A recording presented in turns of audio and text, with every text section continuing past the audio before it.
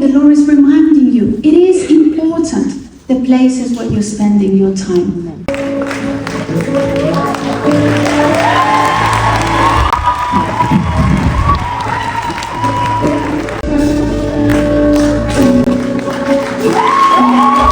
And I love you so much as well.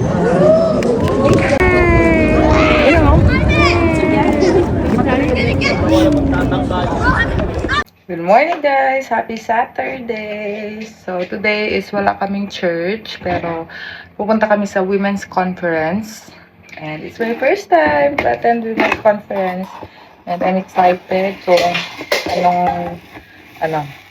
anong itsura ano ng women's conference. So for sure naman may mga lectures, worship, pero yun nga, first time ko maka-attend. Then ngayon, magre-ready lang ako ng aming breakfast. Also, lunch na dadalhin namin sa pagpunta ng conference. Kasi hindi daw libre ang food. Yan. Gising na kami ni Ace. Time check, it's 5:45 in the morning. Yan. So, si Ace nandun sa kanyang high chair. Yan. Ako magluluto ng rice at saka ulam and gagawa ng sandwich. So, ayan. Samahan niyo kami for today. So, ito yung pork na minarinate ko kahapon pa. So, gawin natin siyang pork steak. Yan. So, marinate na to kahapon pa. So, ayan. Sinalang ko na yung rice and isasalang ko na din to. So, ito yung vacuum na binili ko sa Shein. Gamitin natin siya today. Lagyan natin siya ng parang, akasya dito 3 basong kape. Tingnan natin kung hanggang anong oras ang init niya. So, ayan. Pero magkakape na muna ako ngayon. Habang nasa biyahe. Kasi nga, 3 times a day ako nagkakape, diba? So, ayan.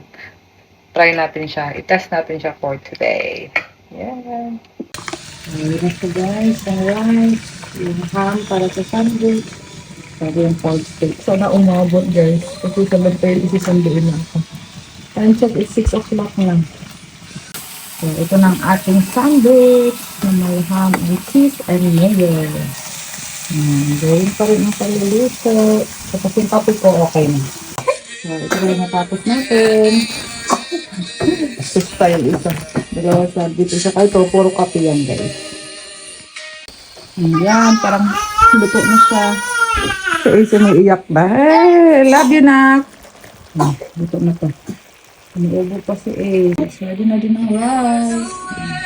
Saka na natin siya dito. So, good morning kuya. Nagising na si kuya. Yan. Tapos ang ating sandwich, ang ating rice. Si Ace. Now, tapos na din yung ate. Pork steak. Sana masarap. Ayun.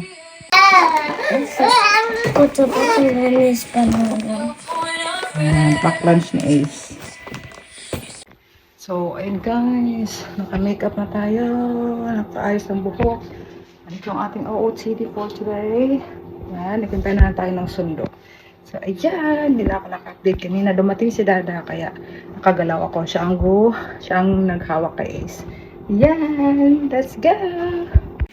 So, ayun guys. Ang ating OOTD for today. Let's go! Ready na tayo! Ayan, okay na ba to? OOTD. Ayan.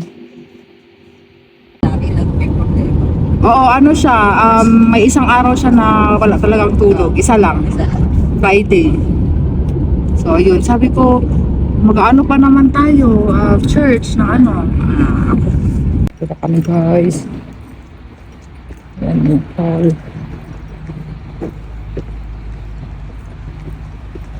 So, register na tayo guys. Ayan venue guys. Hello! May kape ako oh. Hello.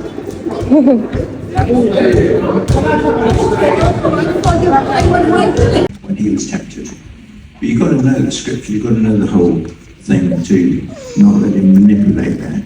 And so as he stood in front of self-righteous, finger-pointing men, feeling shamed, abused, neglected. Maybe you can identify them. One pastor wrote a letter in verse and people were saying about how the pastors condemn everything. And he wanted to show that we're all the same. And he said, look, we're all My chains are gone, I've been set free. My God, my Savior has ransomed me. And I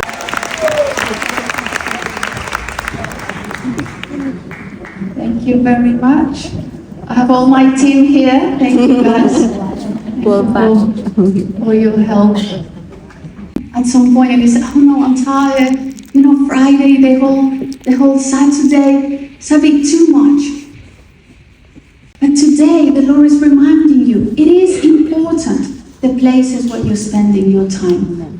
So today is an opportunity to make the decision of being in the right places to receive the Word of God. Sometimes we expect the Lord to hurry to give us the promise, the answer, because I have no time. So I wake up and I go on my knees, "Oh Lord, thank you, please, please give me this, give me this. Oh, I have to go." And you expect that the Lord has to hurry and give you the promise, "Okay, I will hurry because she only has 5 minutes." That's not how it works. God that will keep us and will help us through. Just faith, just believing.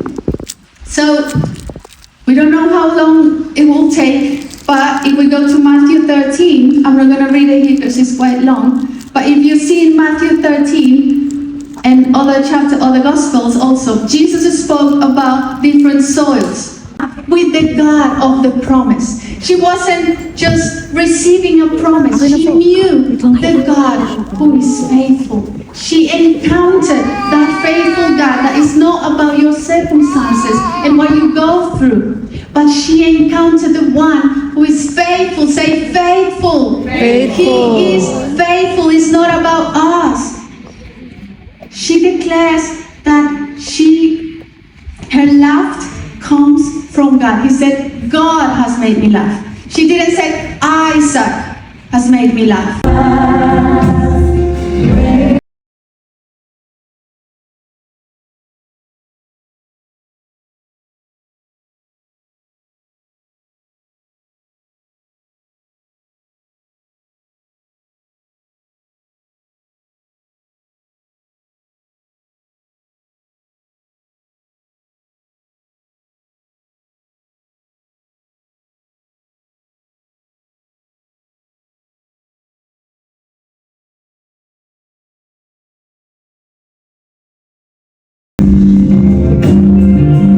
Break time!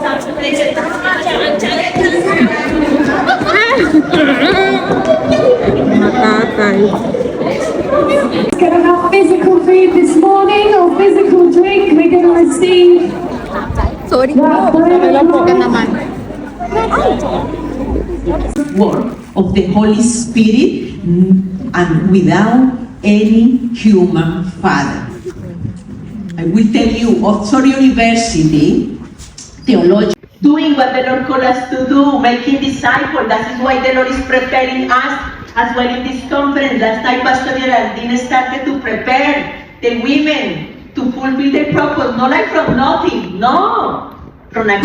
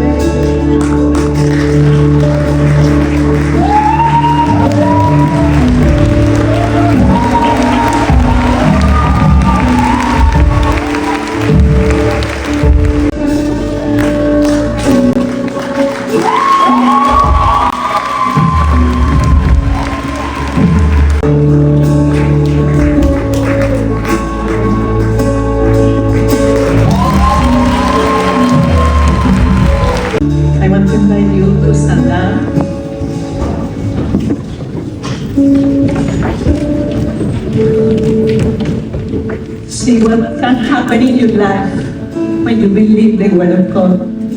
When you open your heart and you ask the Holy Spirit to give you a pure heart, to give you His fruits that will help you in the times of difficulties, in the times of waiting for your promise. Maybe for your husband that for many years you have been praying for. But if you trust in His word, in His faithfulness, you will see your husband this year in the men's conference here. In your church, you will see your family serving with you together. Because the Lord is faithful to answer our prayers. The Lord is faithful to fulfill His promises. Nothing is impossible for the Lord. No infertility, no any diagnostic. He's the best doctor. He makes supernatural surgeries. He put supernatural seeds in your womb for you to have babies. He prepared the best person to be next to you. He wants to prosper you. He wants to give you a second opportunity. Maybe fair or 1,000, no matter for the Lord. Nothing is impossible. His love is so big. His forgiveness is an amazing grace, an amazing love. You need to trust God and to believe that He is able to bless you, that He has the power to make that miracle for your children. He has the power to give you multitudes of disciples of Jesus, multitudes of brothers and sisters for your church. He has the power to bring people to His kingdom through you, and you will prosper. You will have the best fruit ever. He has the power to send you to preach to the nation, to make disciples in the nations.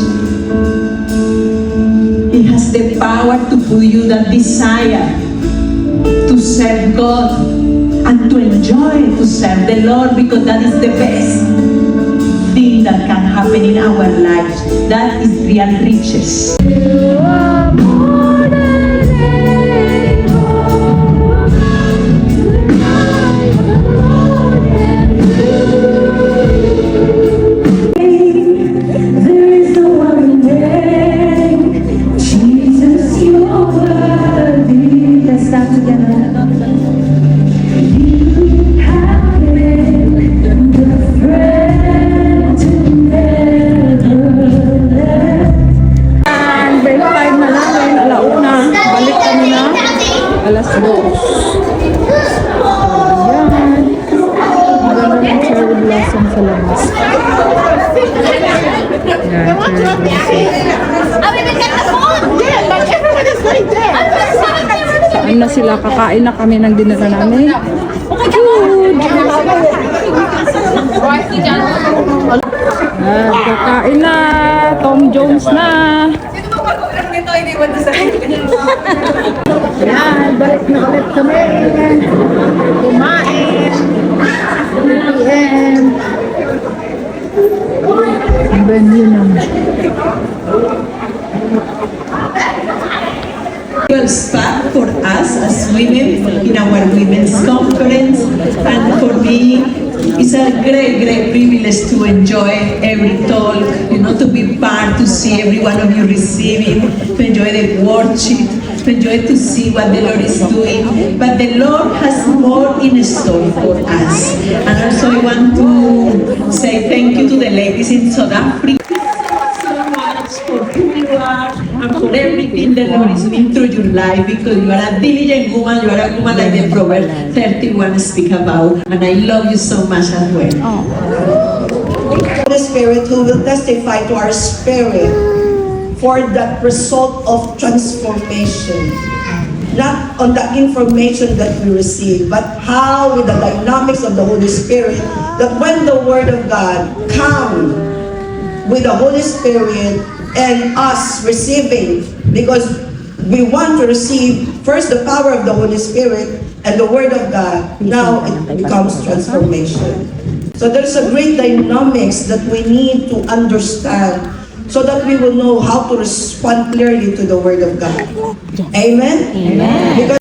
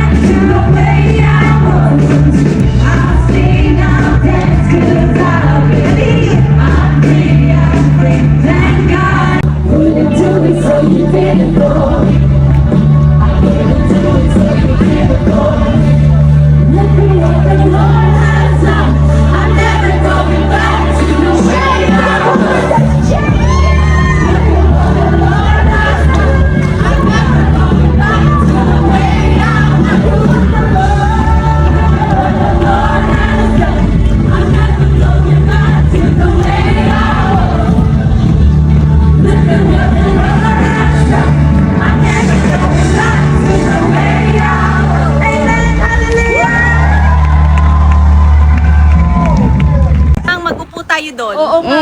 Let's go na po. Oh my God! Japan! Kasi namin take me to Japan! Nandiyan ka dito! Pwede kami sa Japan. Sige, wow! One! And guys, diretso kami ng Windsor Castle. Before umuwi. Update sa mga followers.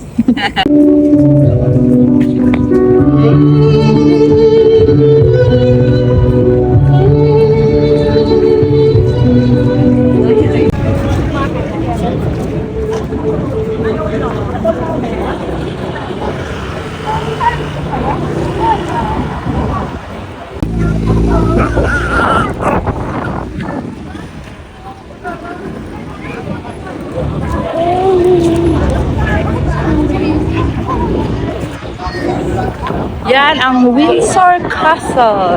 Ralph got his what he wanted. Pa. Si Adriel, mag-screen time. Yun ang ano niya. Oo, kaya nga. Parang lavender. Yeah. Inikot natin. Galing kayo doon.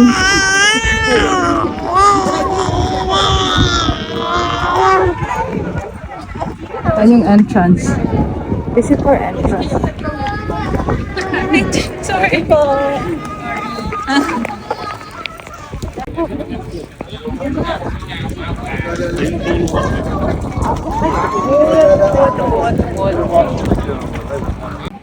Punta daw kami sa long walk.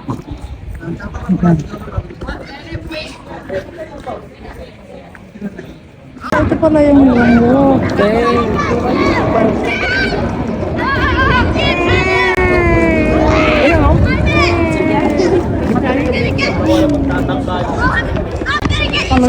Saan ang ano niyan? Saan ang ending? Ending. Ano na, Chel na. Si Cheltenham na ba yan? Baka sa Cheltenham na yan. Oh, di nga. Halika na, uwi na tayo. Nakita mo na. May ka na, Haven. Daddy.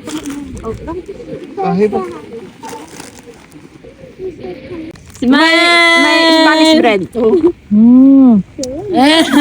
Anthony, wag mo muna pakainin na. Baby. Ah!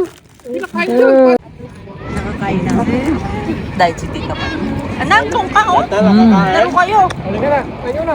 Hindi pa kami tapos eh. Guys, yung Wala pang ice cream. Kuya Daryl, sige, gisang uwi yan. Akin na.